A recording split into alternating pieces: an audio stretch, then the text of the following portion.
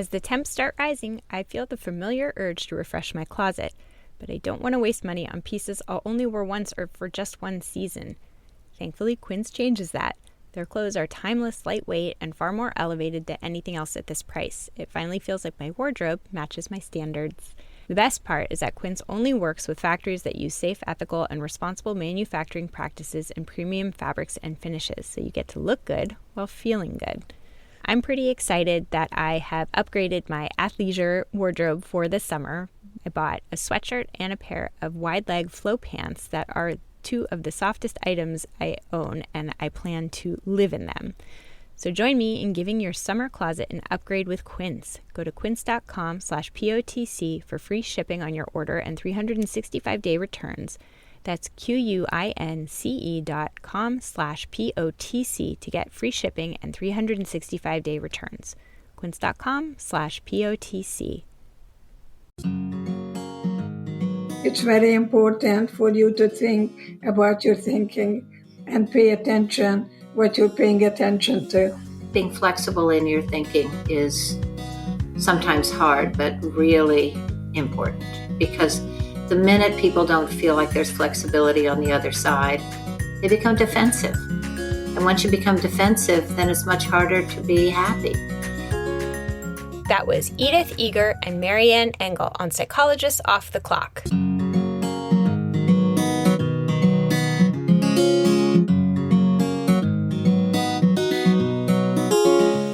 We are three clinical psychologists here to bring you cutting-edge and science-based ideas from psychology to help you flourish in your relationships, work, and health.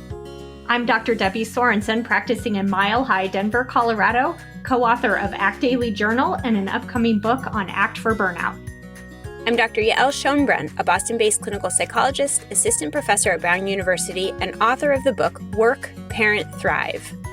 And from coastal New England, I'm Dr. Jill Stoddard, author of Be Mighty, the Big Book of ACT Metaphors, and the upcoming Imposter No More.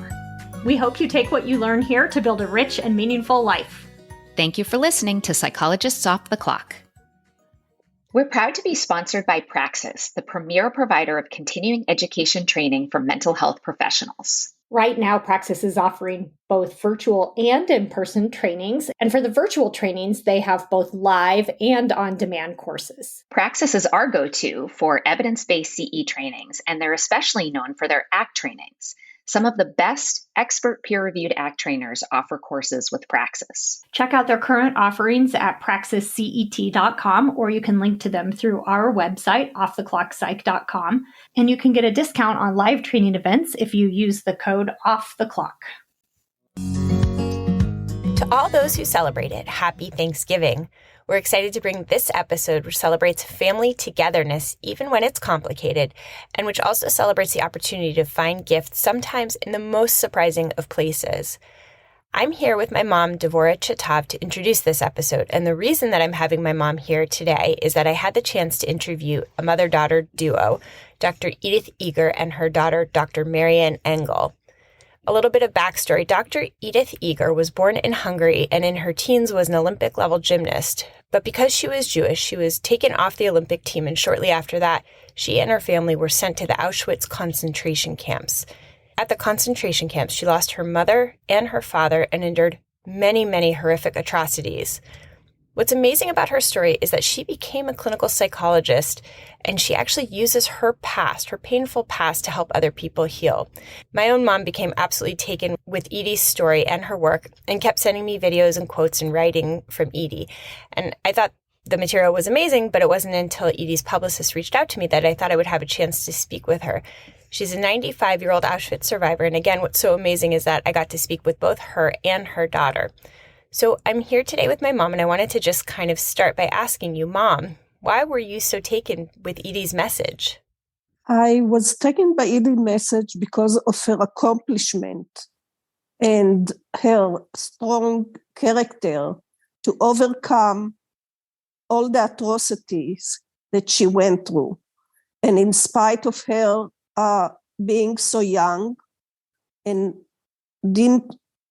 didn't finish her education, she came to the United States, and in her 40s, she started school and accomplished a lot.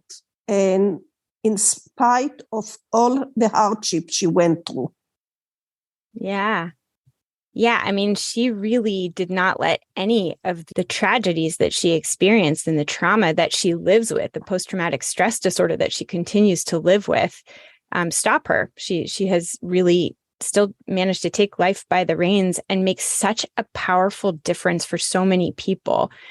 One thing, Mom, that really struck me about her story and about the conversation that I had with her and her daughter, Marianne, was them talking about what it was like to be an immigrant parent and what it was like to be raised by an immigrant parent. So you and Dad came to the United States after you married, and you didn't know a word of English. And I wondered if, as you listened to the episode, you thought a little bit about what it was like for you as a young mom, as an immigrant, and if you sort of had that thought too of how some parts of their story really parallel our own. Yes and no. What I was very impressed with is their connection and the love between them and the appreciation that they have for each other.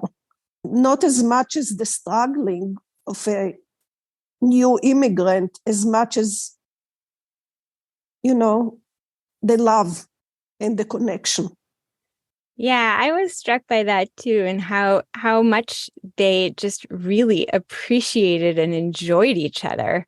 They had this very teasing and loving relationship where Edie would say something to Marianne, like, you have to do this. And Marianne would kind of push back. And a couple of times, Marianne sort of pointed out, but we don't agree on that. It was cute, right? That was really lovely to see that in spite of the disagreement, they still appreciate and share.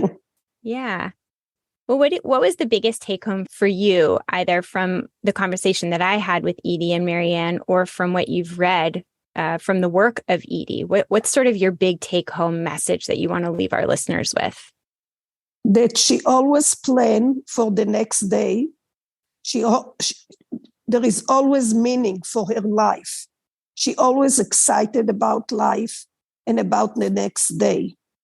And she doesn't live in the past. She always planned for the future. Yeah.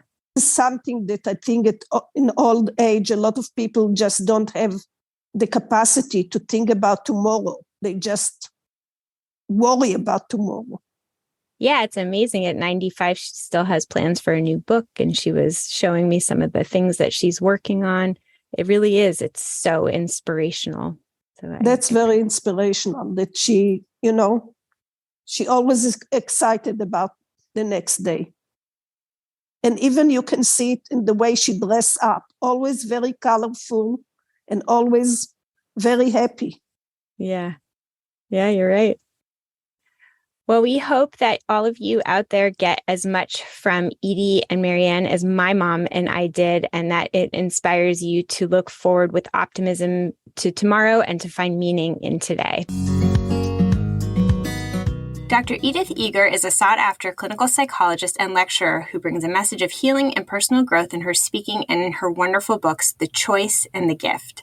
She uses her past as a Holocaust survivor and thriver to inspire people to tap their full potential and shape their very best destinies regardless of their circumstances. It's a message of choice to move from recovery to discovery and beyond, and encouragement to find the gifts even in the most painful of situations. Dr. Eger's daughter, Dr. Marianne Engle, also joins us today. She is a talented psychologist in her own right and watched her mother undergo her healing processes when she was a young girl.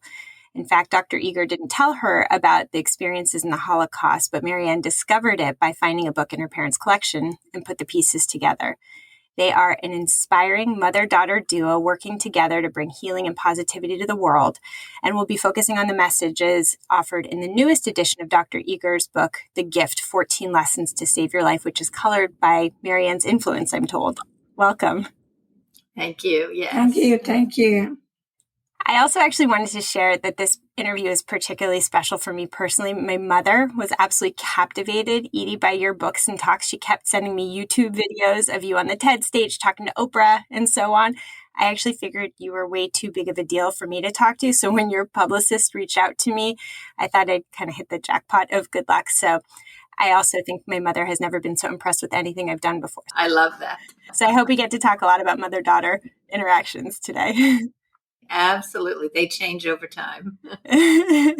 So let's start with you, Edie. In your writing, you talk not only of your time as a concentration camp prisoner, but also of the dangers of being trapped in the concentration camp of your mind.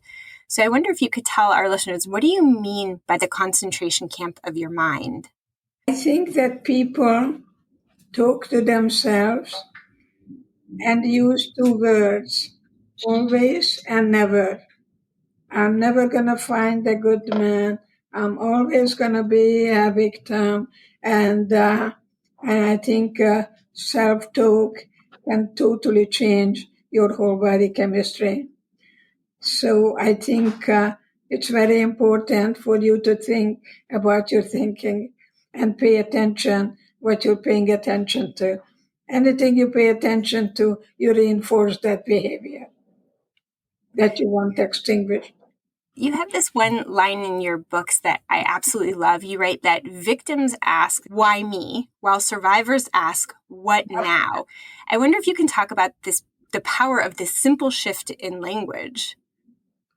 I think Auschwitz was a classroom where I learned not to say why me. And I did ask, does anyone know that I'm here? I felt so lonely. I felt I was just thrown out because I did something wrong. And I unfortunately didn't realize that that's not the way to talk to myself. I have to say to myself, what now? And how can I keep myself to find hope in hopelessness? And here I am to tell you about it, so it worked. And that's the evidence right here. So you write in your books that you spent a lot of years, Edie, hiding your past from your children, including Marianne. And Marianne, looking back on your childhood now, I'm curious if you have insights into what the costs and benefits were to you as a daughter to have your mother trying to protect you from her painful history. Well, I love the question. Thank you for that. And I am very grateful, really, that she did protect me. Because even though we were thrown out of our country, we escaped, lost everything. You know, my father's family was one of the most powerful, wealthy families, and we came to the U.S. with zero. I didn't feel that. I felt I had these parents who loved me. We had been in Vienna. I learned some German. To me, life felt like a big adventure. And I think my mother and father were very protective. And I'm grateful for that because now that I've moved to New York and I've met a lot of Holocaust survivors' kids, we're not kids anymore, but and they talk about how every dinner was spent talking about what was before the war, what was this, what suffering, who did you lose? I am so grateful that I didn't have to have that be part of my own childhood. And that when it came to me, that I felt such empathy for my mother and her sister and curious about the story. And then when my mother finally, I became a psychologist long before she did. And just to be clear, and she went to college when I was getting my PhD. I mean, and her bravery and always pushing ahead. And then when she went to Auschwitz and came back, she was a changed person. She really was. She went from being kind of, there was always a little bit of depression behind her eyes, to being joyous, happy, relieved. And so I'm very grateful, actually, for the way this happened. For me, it worked. There are a couple of questions I'd like to perhaps mention. And the first one is, when did your childhood end? And if you look at survivors' children... So we disagree on this. Interesting. I think the word I come up with is parentage. I think she taught me how to speak English. She brought home a book called Chicken Little, Goosey Lucy, and Turkey Lurkey, and I didn't know one from the other. So I think she grew up very fast, and it was her who really became my teacher and taught me how to speak English. But it didn't hurt her any, because she graduated with honors. And even the daycare center lady called me Mrs. Bowers, that when a child is crying, they send Marianne, who is 2 years old, to take care of the other kid, not to cry. And so she was already a caregiver at such a young age. Marianne, how do you disagree with that? Yeah. Yeah, thank you. I disagree because my mother always feels that there's something she has to apologize for about my having to be an adult child early. Whereas I feel like the benefit was that, I think being an adult has been pretty terrific for me anyway. And I was pretty successful most of my life. And I feel like, I do think that children of immigrants, when they have parents who are well educated and really push their kids in a positive way. I don't remember. Actually, to be perfectly honest, my mother and father never knew what my homework was. So thank God I was smart, because it was not like we do today with our children, where we know every assignment they have and all this stuff. They never knew anything. And every once in a while they'd find a paper I'd written and my mother would be over the moon and like, oh my God, she can do that. But I was responsible and I took it. And I don't see that was harmful to me. I feel like it was actually, made me who I am. Yeah. Yeah. And the people that I mention in my books of my patients, I consult with Dr. Engle. And she's a brilliant consultant and tell me when to shut up and when to be a compassionate listener, which is the hardest thing to do. What do you think drew you both to the field of clinical psychology? So I have a brother who from birth on has had his limitations, and watching my mother deal with him. And then when I would take him to his therapist, I got to see a lot of what happened there. And I didn't think it was what I wanted to major in, actually, so I didn't. But I did speech therapy, that kind of thing. And then I also did political science, which I adored. I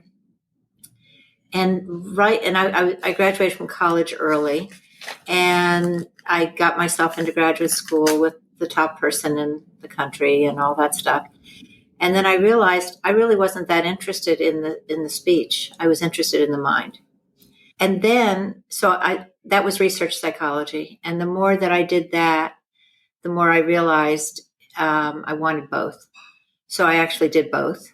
And I taught at UCSD for a while and did research. And I was good at it. It was fine.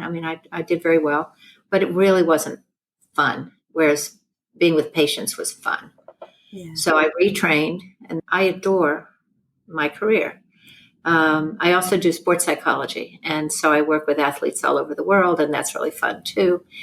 I think psychology is the best, and I think my mother, when she went to school and graduated, and I think she's always been a psychologist in her life. It's just the way she achieved as an athlete. She was an amazing athlete using her mind as well as her body.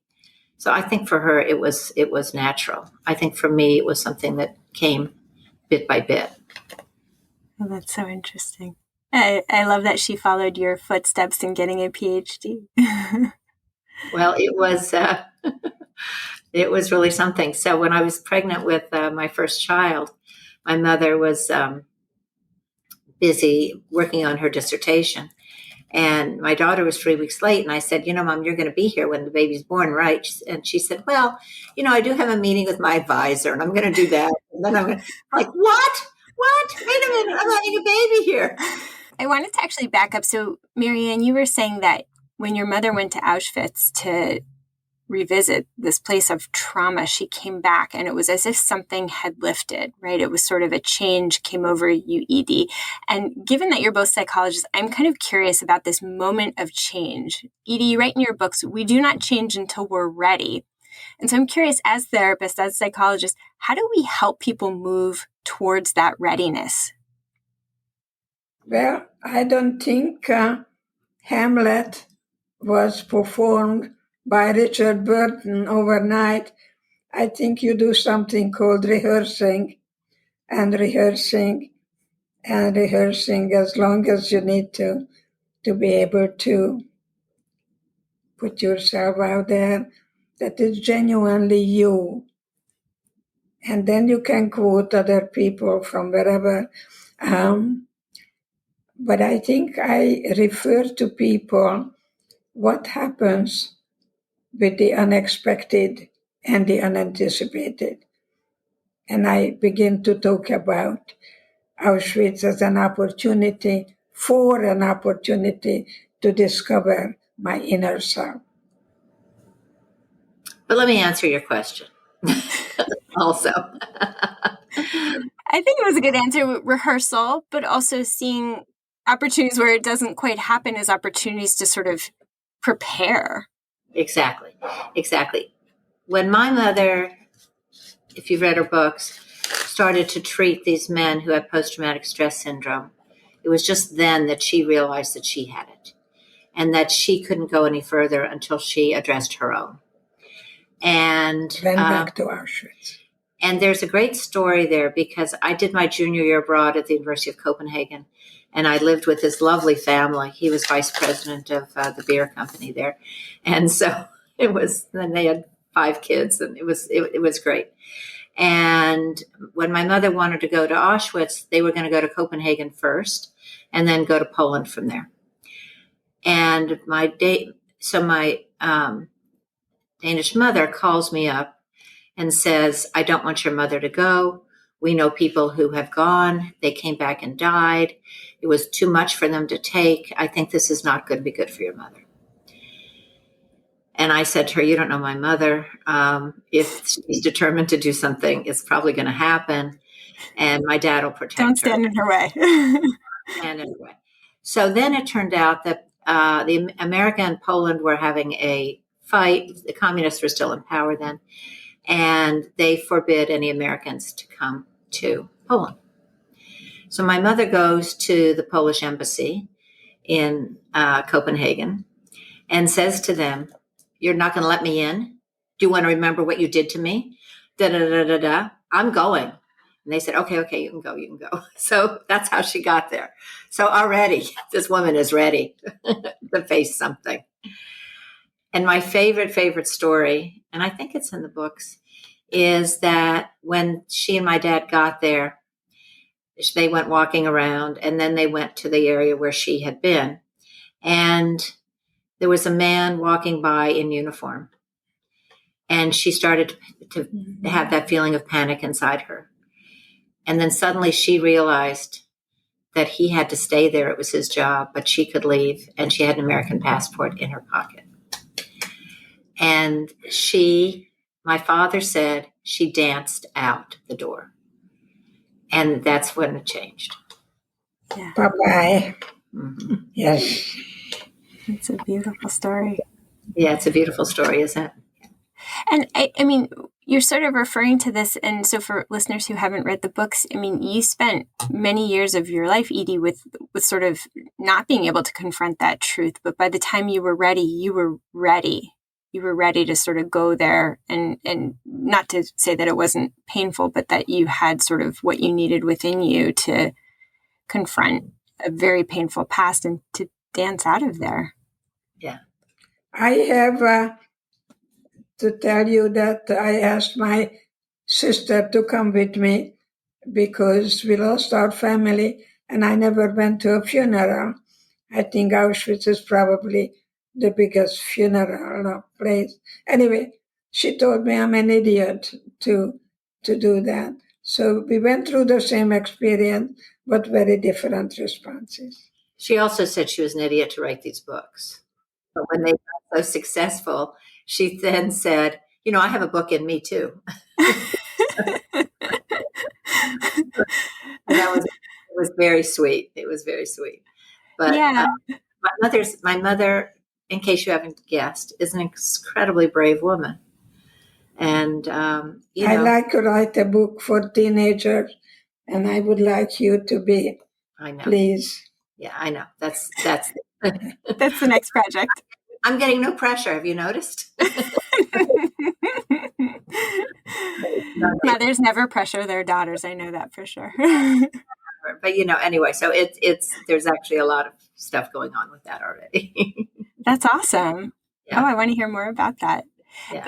I want to actually just talk about close relationships in general. I mean, your books talk a lot about, Edie, your relationship with your sister, parent-child relationships and marital relationships, and obviously relationships were, in a sense, what got you through Auschwitz.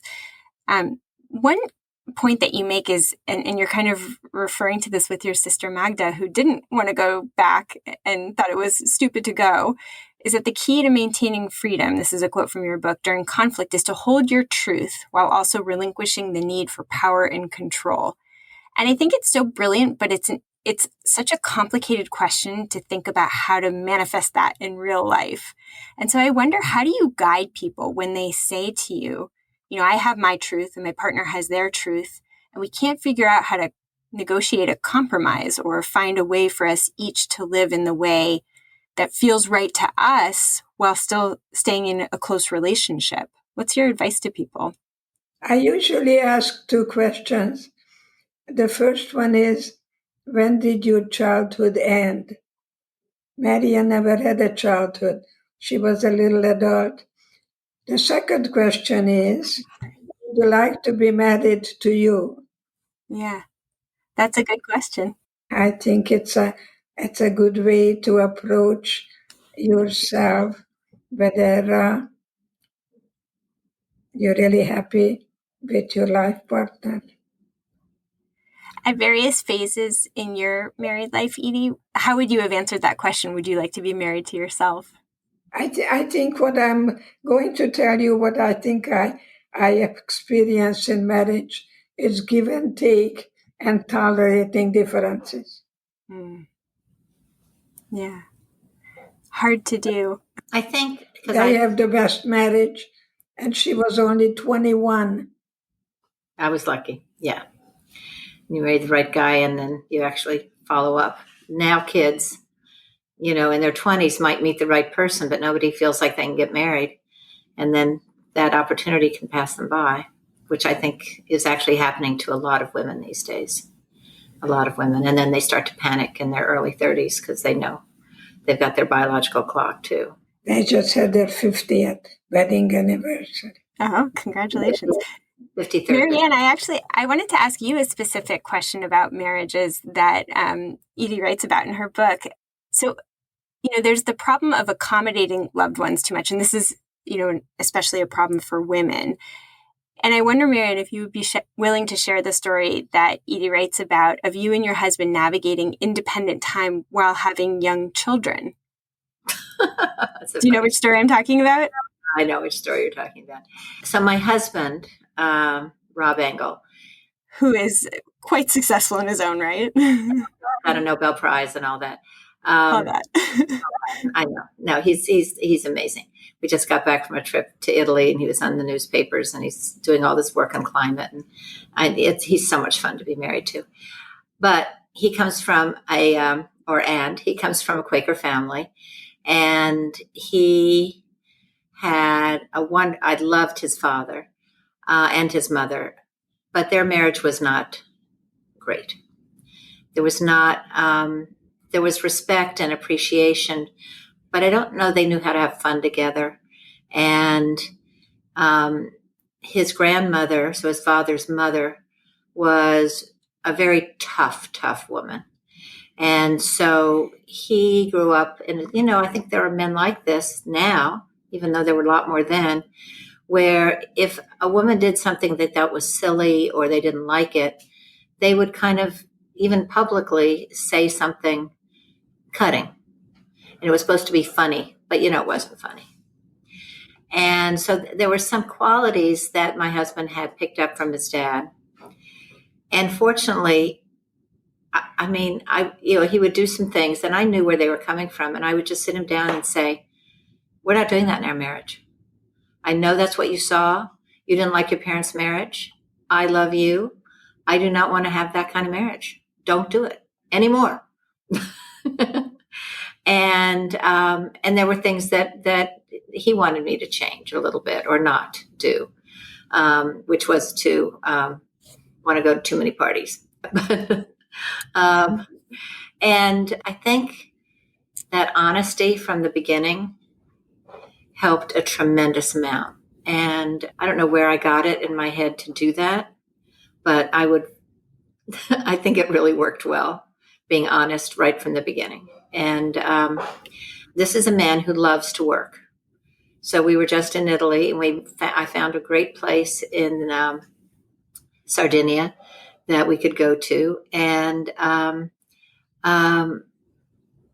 this is kind of the way we've worked life out, that, in the morning, he gets up, he sits down at his computer, we'll have coffee and breakfast, but basically he works till noon or 1, and then he's mine. And I use that as time for me to do stuff I want to do. And sometimes often I have work to do too. But I think every couple has to figure out what their drama looks like, and to make it a fun thing. And you're not always going to agree. But to know that he will listen to me and I will listen to him makes a huge amount of difference. And not everybody's willing to do that. And I think being flexible in your thinking is sometimes hard, but really important, because the minute people don't feel like there's flexibility on the other side, they become defensive. And once you become defensive, then it's much harder to be happy. And it just goes on and on and on, as you know, from your patients too. And it's sad to watch that happen. Yeah. Yeah. You're pointing to some core truths of healthy marriages: honesty, flexibility, good listening, some humor. The specific story that I love that Edie shared in the book that I just want to share with listeners is when you had young kids, you had decided that you each needed an independent night, a night to kind of do your own thing, and you had something scheduled. And then your husband, some famous economist, was coming to town, and he, wasn't able to wrangle a babysitter. And there was this beautiful moment where he sort of posed the issue to you, and you said, "Oh, that's too bad. I guess you'll have to figure it out." You gave him a kiss and you went on your way. And he figured it out. He took the kids with him, I think, in their PJs. And it was such a great example of, we often think in these very inflexible, rigid ways. It has to be either or, and we forget about the humor and levity component that can be so helpful.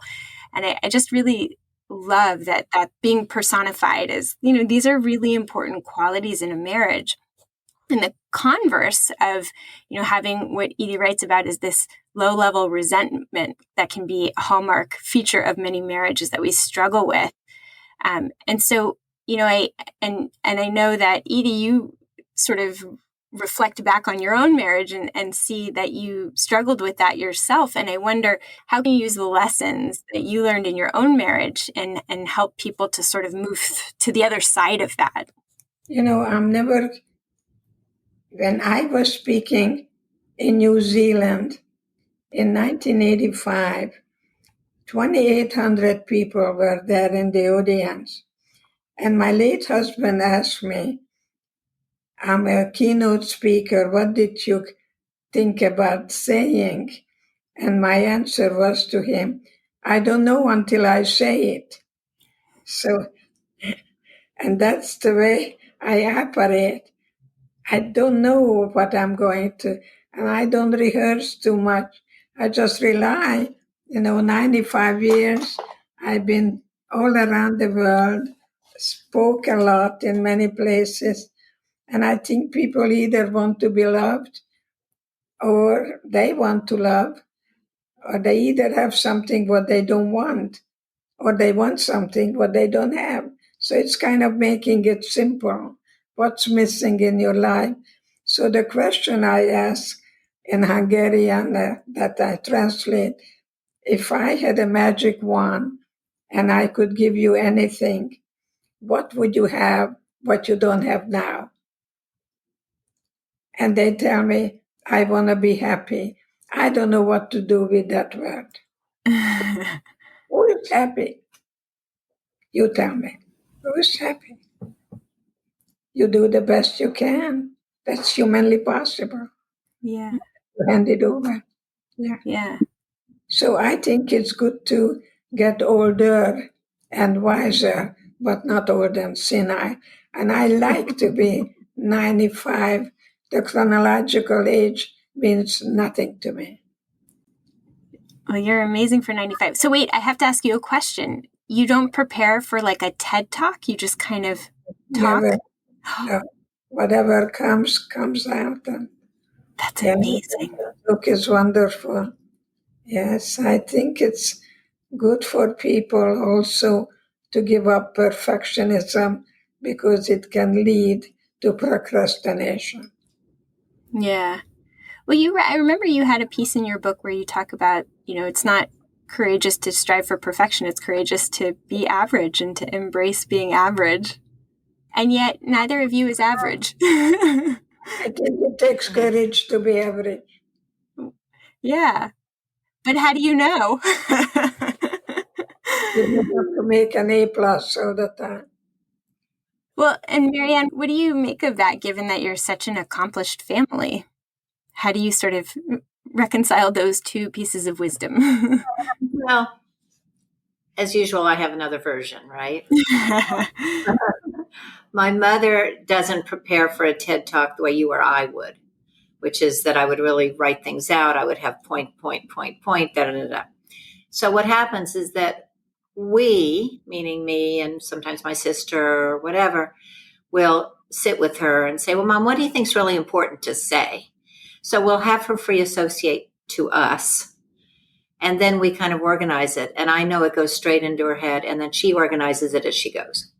So it's not that it's just comes out of the, atmosphere. It doesn't. But the way she processes her own information, we did the book that way, is that she does best when she can kind of respond early and then reassess in her head, and then out it comes. And Katie, her assistant, sometimes will write out different points so that she can look at it. Oh yeah, remember to talk about this. Remember to talk about that. So we have a strategy that works for her. So I don't want your listeners to feel like, oh, you just walk into any situation and here it comes. Because frankly, if any of you are running businesses, that's not a good strategy. Be prepared. Think about it ahead of time. But my mother does have this amazing ability to take things, rearrange them, and out they come. But, most people don't. There is the thesis, there is the antithesis, and then there is the synthesis. Yeah, you take the polarities and you put them together. And that is the way her mind works. That's an art, not a science. Yeah. It's an art. That's and I think this notion of being average, there's average and there's average, right? What kind of average are we talking about? In our household, average is, okay, so you made a B+, I guess that's okay. It takes courage to be average. But I think there is this sense of, be the best you can be. This thing that parents tell kids of, don't give up, keep trying. If you need help, ask for help. Take it upon yourself to be who you really are. Don't let your telephone or what your friends think get in the way of you being the best you can be. I think those principles are incredibly important, and not everybody's gifted in writing or math or science or whatever. And so, to want that kid to get straight A's or whatever is, I see it all the time. And we have a generation of exhausted and anxious children, which is not doing them any good. And my sports psychology, oh my God, the things parents do in the sports field is just actually dangerous for their kids. I'd like to tell you that when I was liberated, I didn't know how to write, and it took me months and months to try a capital G. And I'm telling you, it took me months and months to make a capital G that I could really, you see what happens when you are totally becoming this object and you are being objectified in a camp, and you're told every day that the only way you will get out of here is a corpse. And learn how not to allow anybody to define who you are. Because they could have put me in a gas chamber any minute, for sure. But they could never murder my spirit. Yeah. And that's what hoping that you will have with this separation now and the Ukrainian surprise that is really a way to being confronted whether you're going to be a survivor or a victim.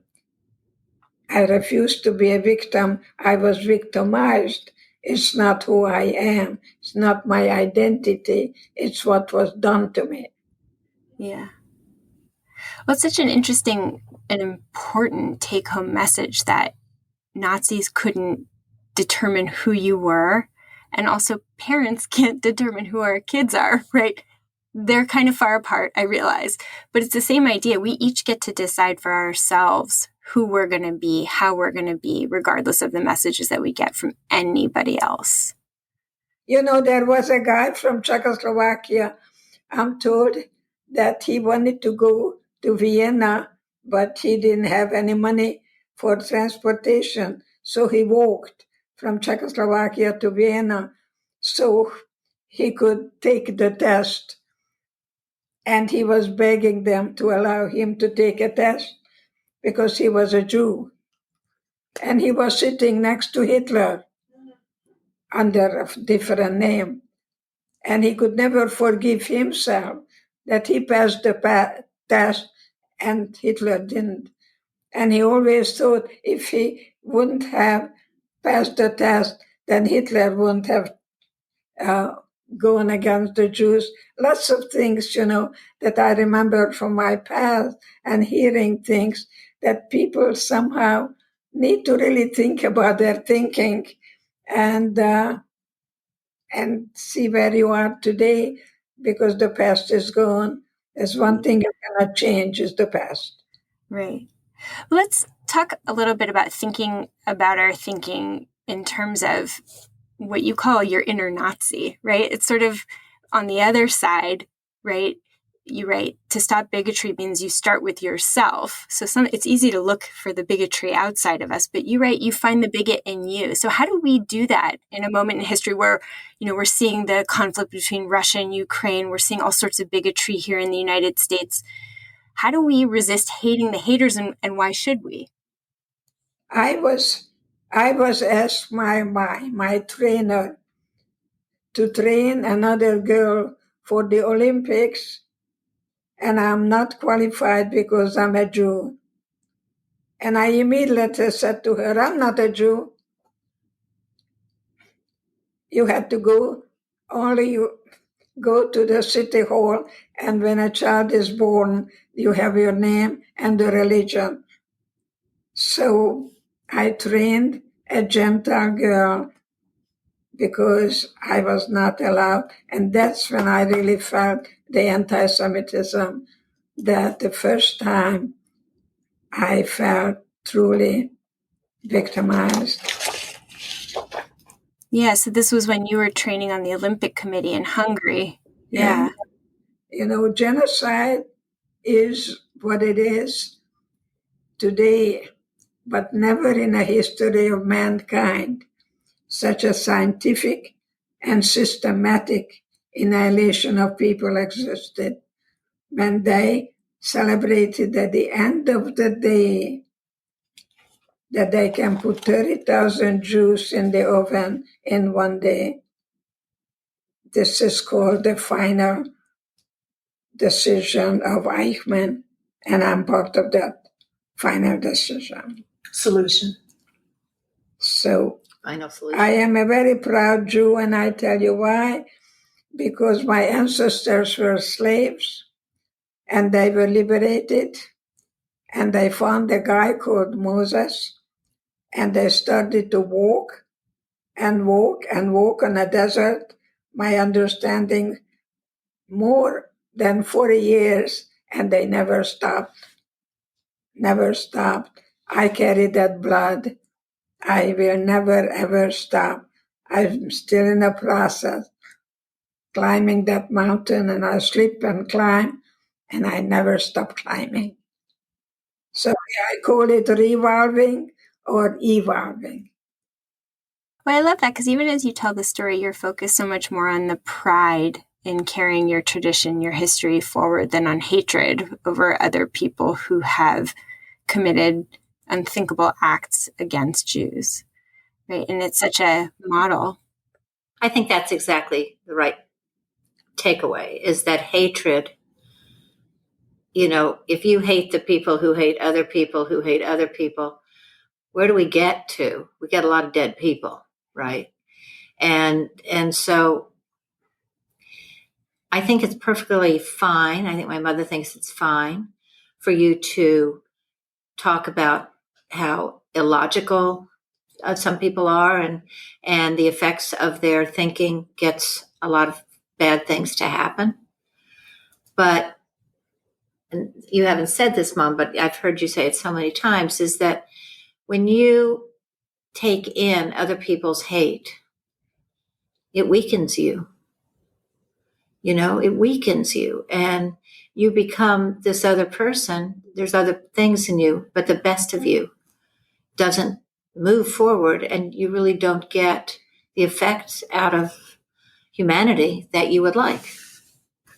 And I think that's the answer about hatred. I mean, there's a lot going on in the world that I think we all despise, but that doesn't mean that, talking about hatred in a hateful way is going to make it any better. I'm going to send you this, okay? She's holding up a sheet, victim or survivor. It's hard for me to see all the text, but They're the traits that are common in victims and or survivors. So you know what to focus on and what to... Yeah, this is one of her latest things. It's really cool. Oh, cool. Yeah, that would be wonderful if you would send that. Yeah, and I think, Marianne, as you're talking, and having read the books and knowing the science that really defaulting to anger and hatred makes it hard for you to do the good work of surviving and overcoming. And so it's like the Buddha is saying, it's the hot coal of hatred. When you drop it, then you can move forward, as opposed to holding on to it. You're the one that it burns, which, as Marianne, as you're saying, it doesn't mean that we condone the horrible atrocities that people have committed, but rather that we learn to respond to them in ways that feel more productive. Exactly. I never forget what happened. I don't overcome it. I came to terms with it. I think there is a difference. Yeah. Because I remember when I went to have steak at Ruth's Steakhouse, I looked down and I was walking on cobblestones, and I triggered in me, it's a good word, triggered in me the time when children were spitting at us in Germany as we were walking and called us pigs and dogs and so on. So you never forget. You think you are, and then they are the triggers. When I go to Costco, I see the barbed wires, and Auschwitz comes up, and I know I have an American passport and so on. So don't try to forget. Just find a place where you know that you never gave up and you're a good role model, because children don't do what we say, they do what they see. Yeah. You're a good role model. Yeah. Well, and I have sort of maybe a twofold question for the two of you, which is, given that you guys have such a wonderful, close mother-daughter relationship, that's, clearly something that most of us really would look up to. What is good advice for modern parents to think about as they're raising their own children and hoping to have close relationships with them through life? And then the second part of this question, because I know this is relevant for the book, but how does food fit into that for the two of you? I think you want to give up one word, shame. I was so ashamed that I spoke English with an accent. I felt that being different is inferior. So I went to school, and I really didn't want to open my mouth because I didn't want my child to suffer that her mother doesn't speak English like any other kid's mother. And I think it was very important to think about shame, and then how we shame ourselves and also shame others. And how does food get into your relationship? That's a very good question. Because Marianne wanted me to always cook American hamburgers, because my Hungarian hamburgers had eggs in it, and it had garlic in it, and breadcrumbs in it. And vegetables in it. Oh, God knows what it is. But it was not, and she wanted American everything. American hamburger, American fried chicken. It's so funny. So you can probably tell from my name, but my parents are Israeli, and I have so many parallels with that, both in terms of my mom's shame about her accent, her embarrassment, and her worry that it would sort of color the way that people saw our family, and also about the food. So my mother is an exquisite Hungarian cook, but her version of American food was a different version than the stuff I was hoping for, shall we say. But food has always been a great part of our lives. My father's family business had to do with taking the food from farmers and selling it out and bringing in coffee and selling coffee beans and all this. So one of the sweet things of my youth was going to the store with my father, and he really taught me how to look at vegetables and all these things. But the other thing is, my father loved food cooked in a certain way. So his idea of a hamburger or meat, steaks, and all this stuff was not the American way. It was the Hungarian way. And some of that is delicious, and some of that was like, really, Mom, So anyway, I became a cook, and I wrote a food column for a while and all this. And we have a really good time in our family with the cooking. My mother would have one night a week that she would come to the house and cook, and she would make these amazing meals. And I was, inventing all these other recipes here and there. And so food has been a very important part of our lives. We love food. We love fresh food. We were growing and going to farmers markets and doing that long before it was, the chic thing to do. Let me tell you about this. Monday night was my time to cook. And when I made the chicken paprikash, my grandson maybe had second and thirds. And I was watching that my daughter, his mother, said, "Jordan, I know you're going to college next year. Would you please sit in my lap?" So he went over, plopped himself in her lap. So after dinner, I told him, "What would it take for you to sit in my lap?" And his answer was, "Look pathetic." You only do these things after you've had a good meal, right? How much wine was in that chicken? No, so one of the things that I really wanted with the books, and that's why we added 2 extra chapters in. She's responsible for the recipe. Yeah. And so, so there's a bunch of recipes in the gift, including for chicken paprikash. Exactly. So the first chapter is about COVID and how did we cope. And the second chapter is on love and food, which I wrote. And for us as a family, food, and my husband and I, we love to entertain and cook, and he loves good wine. And, that kind of atmosphere is so sweet in making relationships work with your friends, with your family, with your children. I think it's important for kids to learn how to eat lots of different foods and to have family meals a lot. And so for this chapter, I took 17 recipes that were, some were my mother's, some were mine, some were some of her friends. I did a Hungarian series a while ago, and I got recipes from a lot of her friends. And so for this, I put some of those recipes in there. I redid them. So I really want to encourage all of you to buy that book and try the recipes and let me know how you like them, because we really did work hard to make them easy to do. And I tried to explain them carefully so that it wouldn't be a mystery about how to really make it taste good. Yeah. And I just flew in from New York last night, and I brought some fresh bagels that I bought yesterday for breakfast this morning for us. I mean, it's really food is love. It really is. Yeah, it's such a way to connect, to celebrate, and to sustain one another. I mean, Edie, your experience in Auschwitz and the other camps, you were starving, right? But you dreamt of food, and it gave you a reason to kind of look forward and to connect with the other people who were suffering.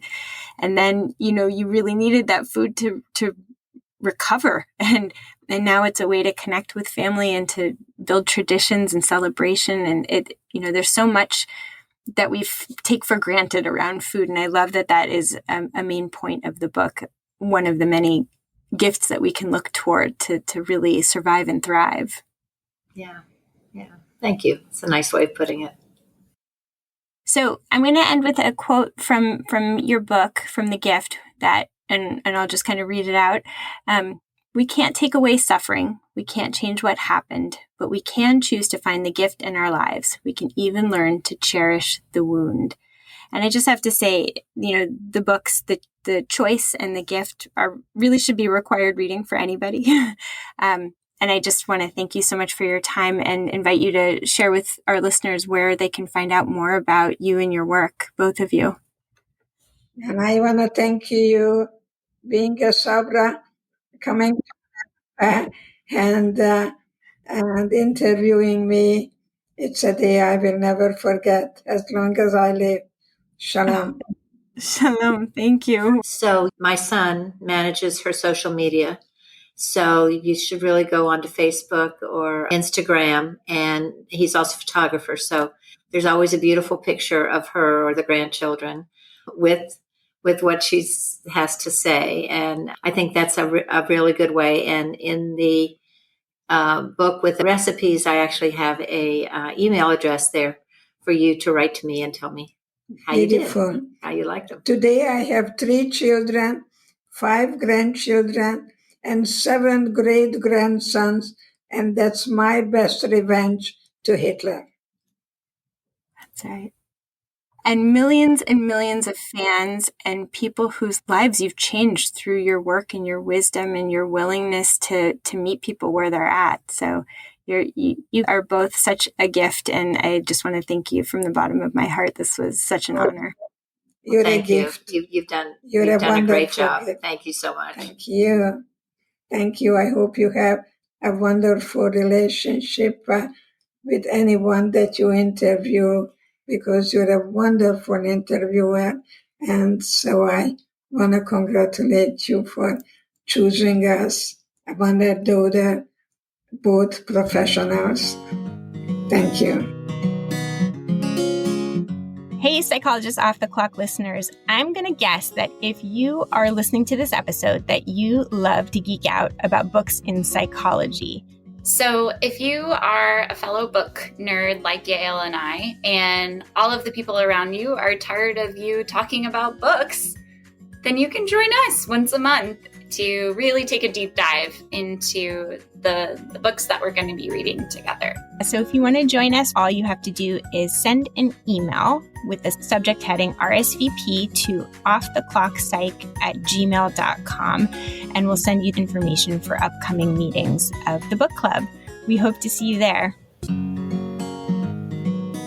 Thank you for listening to Psychologists Off the Clock. If you enjoy our podcast, you can help us out by leaving a review or contributing on Patreon. You can get more psychology tips by subscribing to our newsletter, and you can find us wherever you get your podcasts. Connect with us on social media by going to our website at offtheclockpsych.com. We'd like to thank our strategic consultant, Michael Harold, our dissemination coordinator, Katie Rothfelder, and our editorial coordinator, Melissa Miller. This podcast is for informational and entertainment purposes only and is not meant to be a substitute for mental health treatment. If you're having a mental health emergency, dial 911. If you're looking for mental health treatment, please visit the resources page of our website, offtheclockpsych.com.